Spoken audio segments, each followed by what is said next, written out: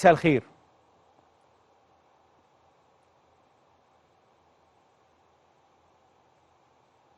دكتور ابراهيم، انا مع حضرتك سامعك يا احمد بيه. خلينا نبدا عايز اسمع دكتور ابراهيم، يستمع دكتور ابراهيم. خلينا نبدا باستعداداتنا لافتتاح بورصه السلع او البورصه السلعيه، وماذا يعني ان يكون عندنا بورصه للسلع؟ ايه اللي بيتم تداوله في هذه البورصه؟ اولا، وجود بورصه مصريه للسلع هي اضافه كبيره لمنظومه تداول السلع ومنظومه التجاره في مصر. هناك بعض الدول في المنطقه العربيه والقاره الافريقيه لديها بورصات متخصصه، سواء بورصات حاضره او بورصات تتعلق بالمشتقات. البورصة هي باختصار سوق مفتوح، سوق حاضرة لتداول مجموعة من السلع ما بين بائعين ومشترين على منصة إلكترونية. يبقى عشان نبسط الموضوع، إن في بائع وفي مشتري على المنصة الإلكترونية، ولكن البائع والمشتري هم شركات في هذه الحالة. مثال إن شاء الله، ودي نقلة نوعية في التجارة في مصر، أن يكون هناك بورصة متخصصة للسلع، وأنا بتحدث عن كافة أنواع السلع، ما هيش قاصرة فقط على سلع غذائية، بل تشمل وتمتد سلع أخرى زي الحديد، زي الذهب، ولكن هنتحدث عن كل منتج في حينه.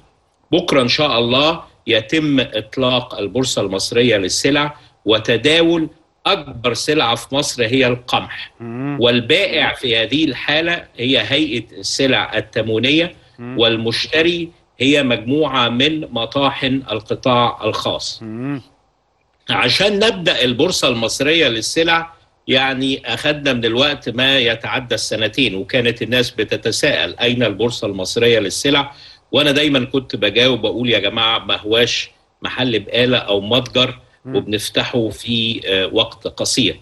أي بورصة سلع عشان تقوم بتاخد من 4 ل5 سنوات، وأكبر بورصة في العالم هي بورصة شيكاغو، وبدي بيتم تداول ما يتعدى 500 سلعة على هذه البورصة، ما بين سلع غذائية وسلع استراتيجية ومواد وخلافه. طيب احنا عندنا كم سلعة دكتور ابراهيم هيتم بكرة، وبنتكلم لأول مرة يكون عندنا الكلام ده؟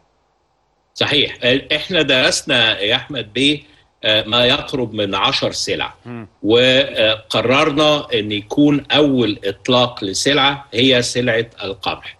هناك تنسيقات عديده تمت ما بين وزاره التموين والتجاره الداخليه والجهات المعنيه، اضافه طبعا الى البورصه المصريه للسلع.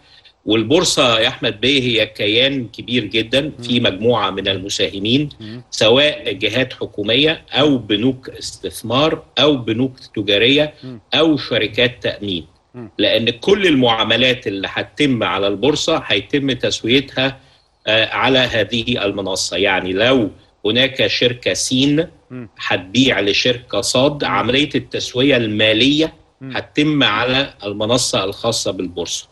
حقيقة بالتنسيق مع معالي وزير التموين والتجارة الداخلية بصفته الرقيب على البورصة المصرية للسلع، وهي بورصة حاضرة، يعني سوق مفتوح لسلع آنية حالية مخزنة في مخازن بكميات ومواصفات متفق عليها. عشان كده بقول احنا بداية البورصة تمت من خلال ان هيئة السلع التموينية هي بائع للأقماح ومواصفات، وإن شاء الله بكرة هنبتدي بالقمح الروسي، وهيكون في كمية جيدة جدا بيتم تداولها. عايز أقول لحضرتك في خلال 48 ساعة كام القمح الروسي، كام الكمية اللي هتتداولها بكرة؟ يعني لسه الحقيقة دايما في البدايات بنعمل يعني كميات محددة لاختبار السوق، وهي هذه المنصة هتبتدي المزاد إن شاء الله باكر الساعة 2 حتى الساعة 4، فالجلسة من الساعة 2 للساعة 4، ثم يتم الترسية على المتزايدين الساعة 5 إن شاء الله، بعد التنسيق مع الجهات الخاصة زي هيئة السلع والشركة القابضة للصوامع. ايه اللي تم خلال الساعات اللي فاتت؟ فندم؟ ايه اللي تم الساعات اللي فاتت بالنسبة حضرتك بتتكلم على القمح الروسي؟ ايه اللي دخل في المنظومة ديت؟ لا انت عارف احنا